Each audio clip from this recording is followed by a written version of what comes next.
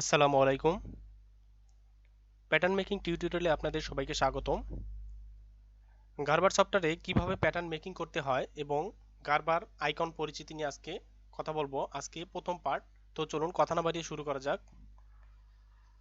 গার্বার সফটওয়্যারটি ওপেন করার পরে আপনারা যে জিনিসগুলো লক্ষ্য করবেন সেগুলো হচ্ছে file, create, edit, modify, advance, verify, grade, এই সমস্ত টুল একের পর এক এখানে ড্রাফট, ভিউ এগুলো আছে।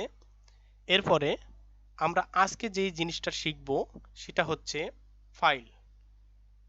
আমরা একের পর এক টিউটোরিয়ালে দেখতে থাকবো একের পর এক যে আমরা কি কি শিখব। প্রত্যেকটা আইকনের মেইন কথা হচ্ছে যে আপনি যদি ম্যানুয়াল প্যাটার্ন মাস্টার হয়ে থাকেন কিংবা আপনি যদি নতুনও শিখতে থাকেন, প্যাটার্ন সম্পর্কে যদি আপনার কোনো ধারণাও না থাকে, আশা করি আপনারা যদি গার্মেন্টসে কাজ করার এক্সপিরিয়েন্স থাকে অবশ্যই আপনি শিখতে পারবেন, আপনার মনোবল যদি শক্তিশালী হয়। তো চলুন, আসলে ফাইল সম্পর্কে তেমন বেশি কিছু জানার প্রয়োজন আছে বলে মনে করি না, তবু আমরা প্রথম পার্টে শুধু ফাইল সম্পর্কেই জানব। আপনি যদি কোনো কিছু স্কিপ করেন হয়তো মনে হয় ফাইলে কি আর আছে, ওপেন, সেভ, সেভ অ্যাজ এইসব, কিন্তু না। আপনি যদি একটা সফটওয়্যারের A to Z জানতে পারেন তো আপনার কাজ করতে অবশ্যই সুবিধা হবে। তো চলুন আমরা দেখি এখানে কি কি আছে। তো দেখুন, ফাইলে ক্লিক করলাম।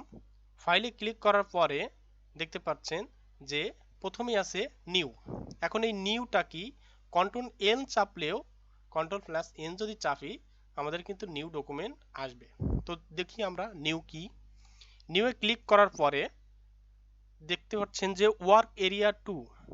তো আমরা এই ওয়ার্ক এরিয়া 2 কেটে দিলাম। আবার আমরা ক্লিক করি। নিউয়ে ক্লিক করলে আবার আসলো ওয়ার্ক এরিয়া 2। অর্থাৎ যখন আমরা প্যাটার্ন ডিজাইনের এই প্যাটার্ন মেকিং সফটওয়্যারটি ওপেন করেছি তখন আমাদের ওয়ার্ক এরিয়া 1 ছিল। তো আমরা যখন এখানে গিয়ে নিউতে ক্লিক করলাম তখন দেখতে পাচ্ছি যে ওয়ার্ক এরিয়া 2 তৈরি হয়ে গেছে। তো আমরা যদি আবার অনুরূপ আবার ক্লিক করি দেখতে পাচ্ছেন ওয়ার্ক এরিয়া 3। অর্থাৎ অনেকেই আছে, আমরা যেমন উইন্ডোজ ব্রাউজারে ট্যাব ওপেন করি, এটা হচ্ছে সেই ধরনের ট্যাব, ওয়ার্ক এরিয়ার ট্যাব। তো পরবর্তীতে আছে ওপেন।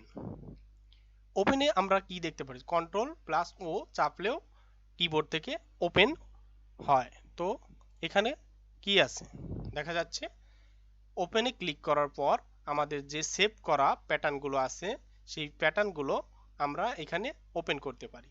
এখন ওপেন করার পর এখানে দেখতে পাচ্ছেন আকুমার্ক পিস, অর্থাৎ আপনার প্যাটার্নটা কি টাইপ আছে, কোন প্যাটার্নটা ওপেন করতে চাচ্ছেন এখানে দেখতে পাচ্ছেন। এগুলো একের পর এক যখন আমরা অ্যাডভান্স লেভেলে কাজ করব তখন আমরা এগুলো দেখব। পরবর্তীতে আছে ক্লোজ।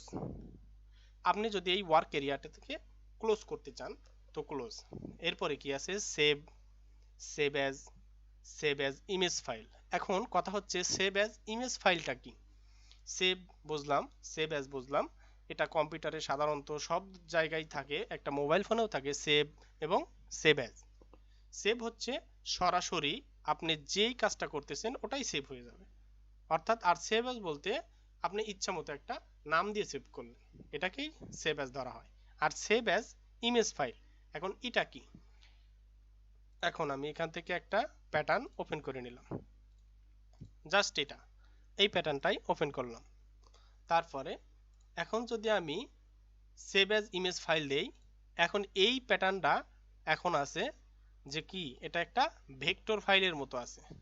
অর্থাৎ যারা ইলিস্ট্রেটরের কাজ জানেন তারা অবশ্যই বুঝবেন, ভেক্টর ফাইল বড় ফাইল অর্থাৎ এডিটেবল ফাইল আছে, ডিএক্সএফ যে কোনোভাবে যে কোনো মুডে সেভ করা যাবে। যখন আমি এটাকে সেভ অ্যাজ ইমেজ করব তখন কিন্তু এটা রাস্টার ফাইল হয়ে যাবে, তখন এটা আর কোনো এডিট করা যাবে না, জাস্ট একটা ছবি। তো এরপরে আছে ওপেন ওয়ার্ক সেকশন, সেম জিনিস, ওপেন অ্যাজ একই জিনিস, কপি মডেল। এগুলো আপনারা যখন এখন বুঝতে পারবেন না, কারণ অ্যাডভান্স লেভেলে কাজ করতে করতে এগুলো বোঝা যাবে। Export, import, print, print work area, এগুলো আপনারা ধীরে ধীরে বুঝতে পারবেন। তো আজকে এই পর্যন্তই, আমরা পরবর্তী টিউটোরিয়াল দেখব ক্রিয়েটে কি কি অপশন রয়েছে, এই যে স্ট্যান্ডার্ড রেফারেন্স, এগুলো সব ধরনের আইকন আছে আমাদের ক্রিয়েটে আমরা পরবর্তী টিউটোরিয়ালে দেখব। এরপরে আমরা দেখব ইডিট, মডিফাই, অ্যাডভান্স, একের পর এক সবগুলো কাজ আমরা শিখতে থাকব। তো সবাইকে ধন্যবাদ। আমার চ্যানেলটিকে সাবস্ক্রাইব করবেন, আর পাশে থাকা বেল বাটনটি অবশ্যই ক্লিক দিয়ে রাখবেন যাতে আমি ভিডিও আপলোড করার সাথে সাথে আপনারা দেখতে পারেন। ধন্যবাদ সবাইকে।